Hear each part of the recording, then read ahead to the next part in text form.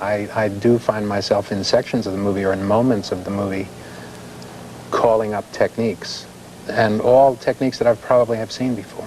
But it's a matter of how you glue them together and what you do with them and how you change them. I don't think, it's hard to say that there's a formula across the board for making someone scared. John, I understand that when you were watching Halloween, you said, ah, those bag of tricks. I said cheap tricks. Oh, cheap tricks. Oh, cheap tricks.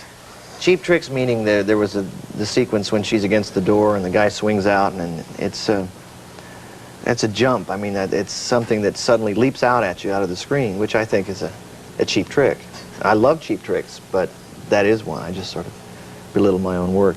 But to add to something he was saying, though, that I think that from a director's standpoint, a horror film that expresses a feeling of the director in a personal way is important. I think maybe some of the horror films don't. They capitalize and exploit other films that have happened. But George's films, I remember seeing Night of the Living Dead when I just came out to college at USC. And I felt it was a really strong but personal film in an odd way, and very funny, too.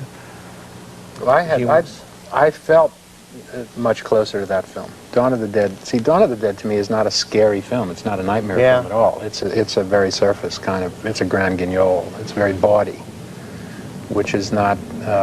and also has a lot of humor, doesn't it? Well, it's low. To me, it's a comedy. What about the gore in your films, especially yours? Are you afraid that... Yes, George, what about that? George, what about the gore? I think Tom Savini does a sensational job.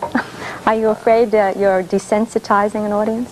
No, I don't think it's harmful in a fantasy context. I don't think that violence in a horror film is as traumatizing as violence in The Deer Hunter or in Taxi Driver. I mean, do you feel you have a responsibility, though?